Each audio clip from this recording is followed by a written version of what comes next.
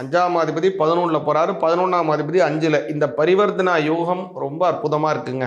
குரு மறையிறாரு, மறையதான் மறையிறாரு. ஆனா அவர் அட்டமாதிபதி மறையிறது நல்லது தானே. கெட்டவராக இருந்து ஒருவர் மறைவது நல்லது. அப்படியான ஒரு விபரீத ராஜ யோக அமைப்பும் சிம்ம ராசிக்காரங்களுக்கு உறுதுணையாக இருக்கிறது. சிம்ம ராசிக்காரங்கன்னா பித்ருன்னு பிண்டஹஸ்தானங்கிறதே வாக்கியமா வரும் அவங்களுக்கு. ஏன் கவனிச்சிங்கன்னா அவங்களுடைய பிண்டஹஸ்தமாகத்தான் நட்சத்திர தேவதையே இருப்பாங்க. அதனால முக்கியமாக அவங்க என்ன செய்யணும்னா சிம்ம ராசிக்காரங்களுக்கு ரொம்ப ரொம்ப நல்ல பலன்கள் இருக்குங்க இந்த வருடத்துல. முக்கியமாக சனி பகவான் வழிபாடு பண்ணுங்க. சிவாய நமஹ. முப்போதும் திருமேனி தீண்டும் ஆதிசைவர்கள் குலத்தில் சுந்தரமூர்த்தி சுவாமிகளினுடைய வழி வழி தோன்றல் திருவான்மியூர் அடியார்க்கு அடியேன் சந்தோஷ் திருமேனி சிவாச்சாரியார். நேயர்கள் அனைவருக்கும் அன்பான வணக்கம். அனைவருக்கும் 2026 வரக்கூடிய புத்தாண்டு நல்வாழ்த்துக்கள்.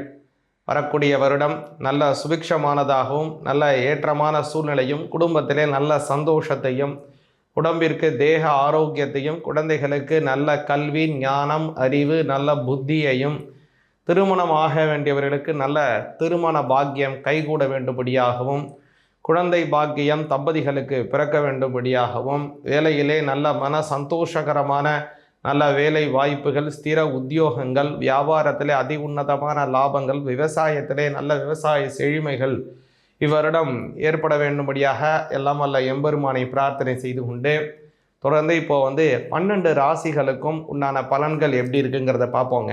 அதற்கு முன்னதாக ஒரு விஷயம் என்னன்னு கேட்டிங்கன்னா, இந்த வருடம் அப்படிங்கிறது ஒரு நல்ல அற்புதமான வருடமாக இருக்கிறது. காலப்புருட தத்துவத்தில் 3ஆம் பாவத்தில் இருந்தால் இந்த வருடத்தில் குரு பகவான் ஆரம்பித்து வைக்கிறாரு.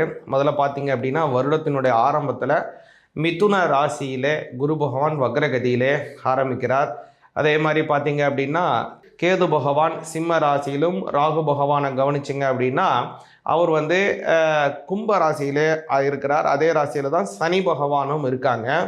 கூடுதலான விஷயம் என்னன்னு கவனிச்சிங்க அப்படின்னா முதல்ல இந்த வருடம் நடக்கக்கூடியதான ஒரு பெயர்ச்சி, முக்கிய கிரகத்தினுடைய பெயர்ச்சி என்னன்னு கேட்டிங்கன்னா அது சனி பெயர்ச்சி தான். மார்ச் மாதம் 6ஆம் தேதி 2026 சனி பகவான் அவருடைய இப்போ இருக்கக்கூடிய கும்பராசியிலிருந்து மீன ராசிக்கு பெயர்ச்சி அடைகிறார். அவருடைய சொந்த வீட்டில் ஆட்சி பலம் இருந்தது.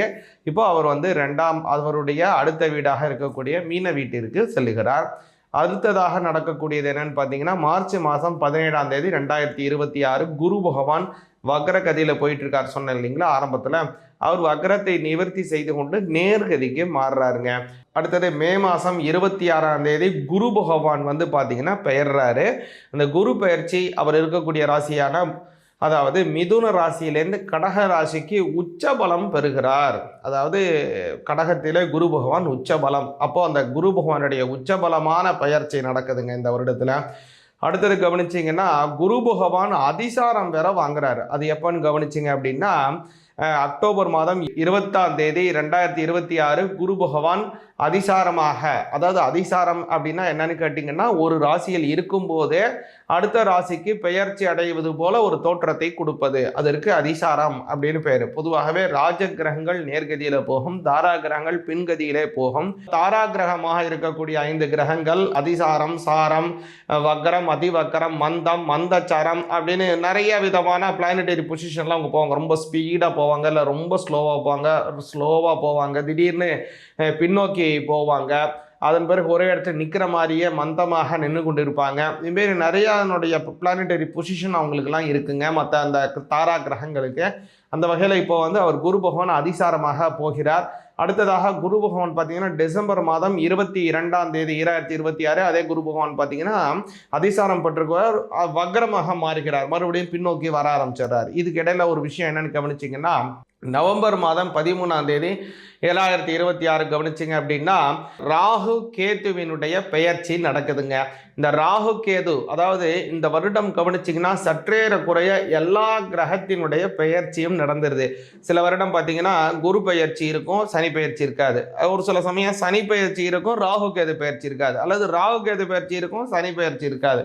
ஆனால் இந்த வருடம் பார்த்தீங்கன்னா குரு பெயர்ச்சியும் வருகிறது, இந்த 2026 சனி பெயர்ச்சியும் வருகிறது, அதே போல் ராகு கேது பெயர்ச்சியும் வருது. இதனால் இந்த வருடம் ரொம்ப அற்புதமான வருடம், எல்லா கிரகங்களினுடைய பெயர்ச்சியை கொண்ட ஒரு வருடமாக இருக்கிறது. இன்னொரு முக்கியமான விஷயத்தை இந்த இடத்துல உங்களுக்கு தெரிவிச்சுக்கிறேங்க. நம்ம பார்க்கக்கூடியது எல்லாமே வாக்கிய பஞ்சாங்கப்படி தான். ஏன்னா சில பேர் என்ன சொல்கிறாங்கன்னா, ஆல்ரெடியே சனி பயிற்சி ஆயிடுச்சே, திரும்ப இப்போ சனி பெயருது அப்படின்னு சொல்கிறீங்களே அப்படின்னு நீங்கள் சொல்கிறாங்க. கிடையவே கிடையாது.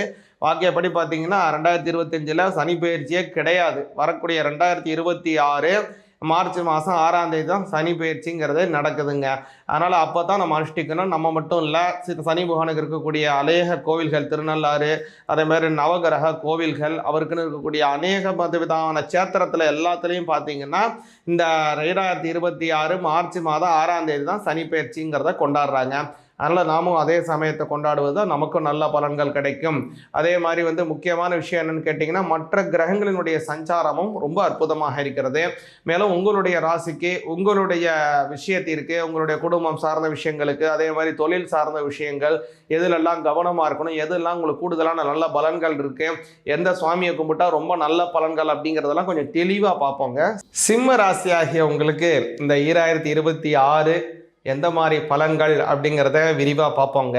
சிம்ம ராசிக்கு கவனிச்சிங்கன்னா இந்த வருடம் ரொம்ப நிதானமாக இருக்க வேண்டிய வருடமாக அமையுது. அதனால் வளர்ச்சி குறைஞ்சிருமா அப்படிலாம் நினைக்காதீங்க. ஓரளவுக்கு நல்ல வளர்ச்சி இருக்கக்கூடிய வருடமாக இருக்குது. மற்ற ராசிநாதனுடைய சஞ்சாரம் ரொம்ப திருப்திகரமாக இருக்குது. ஒரே ஒரு விஷயம் என்ன அப்படின்னா, கண்டக சனிங்கிறது அஷ்டம சனியாக மாறுகிறார். அதே போல் குரு பகவானும் 12ஆம் பாவத்திலே கொஞ்சம் மறைவு ஸ்தானத்திலே வருகிறார், பிறகு ஜென்மஸ்தானத்திற்கும் வருகிறார். இந்த 2 விஷயங்கள் கொஞ்சம் சரியில்லாத சூழ்நிலைகள் இருக்கிறது. ஒரு நல்ல விஷயம் என்ன, ராகுவும் கேதுவினுடையனான பெயர்ச்சி அது உங்களுக்கு ரொம்ப நல்ல பலனை கொடுக்குது. அடுத்து குருவினுடைய பார்வை அது ரொம்ப நல்லா இருக்குது. ஃபஸ்ட்டு உங்களுடைய 7ஆம் பாவத்தை பார்க்குறாரு, அடுத்து அட்டமஸ்தானத்தை கூட பார்க்குறாரு, 6ஆம் பாவத்தையும் பார்க்குறாரு. இதெல்லாம் ஒரு விசேஷமான பார்வைகளில் அவருடைய விஷயங்கள் நல்ல அமைப்பாக இருக்குங்க.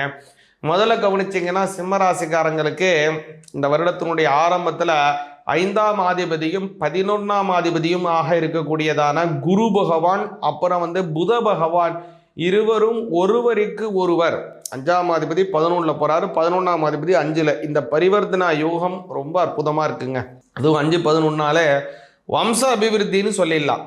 வம்சம் அப்படின்னா என்ன அர்த்தம்னா, குழந்தை பிறக்கிறது மட்டும்தான் வம்சமானா கிடையவே கிடையாது.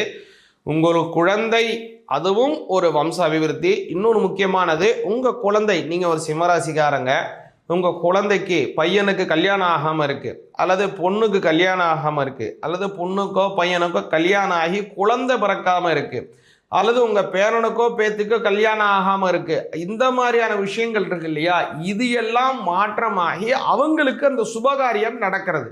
அல்லது உங்களுக்கு பையன் பிறக்கிறது, அல்லது உங்கள் பையனுக்கோ பொண்ணுக்கோ கல்யாணம் நடக்கிறது, அல்லது உங்கள் பையனுக்கோ பொண்ணுக்கோ குழந்தை பிறக்கிறது, அல்லது உங்கள் பேரனுக்கோ பேத்திக்கோ கல்யாணம் ஆகிறது, அல்லது பேரனுக்கோ பேத்திக்கோ குழந்தை பிறக்கிறது. இப்படின்னு அடுத்த ஜெனரேஷனை உருவாக்கக்கூடியதில் எது தடையாக இருக்கோ அந்த தடை விலகும்.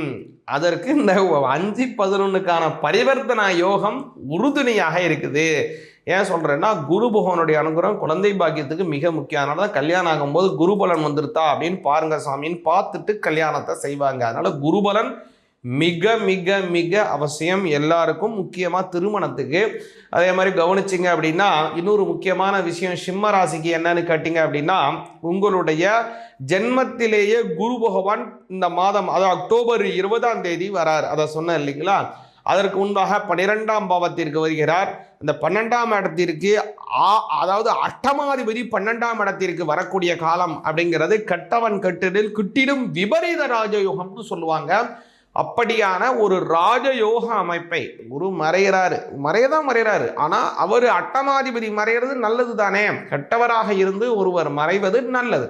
அப்படியான ஒரு விபரீத ராஜயோக அமைப்பும் சிம்ம ராசிக்காரங்களுக்கு உறுதுணையாக இருக்கிறது. அதனால் சிம்ம ராசிக்காரங்களுக்கு ரொம்ப ரொம்ப நல்ல பலன்கள் இருக்குங்க இந்த வருடத்தில்.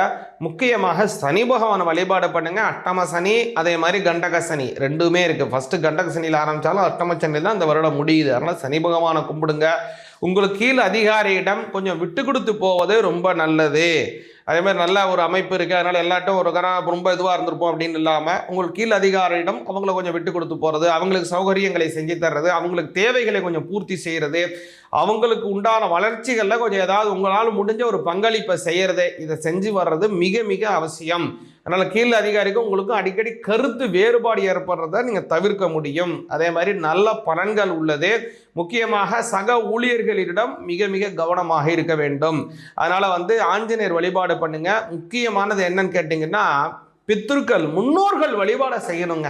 சிம்ம ராசிக்காரங்கன்னா பித்ருன்னு பிண்டஹஸ்தானுங்கிறதே வாக்கியமாக வரும். அவங்களுக்கு ஏன் கவனிச்சிங்கன்னா, அவங்களுடைய பிண்டஹஸ்தமாகத்தான் நட்சத்திர தேவதையாக இருப்பாங்க.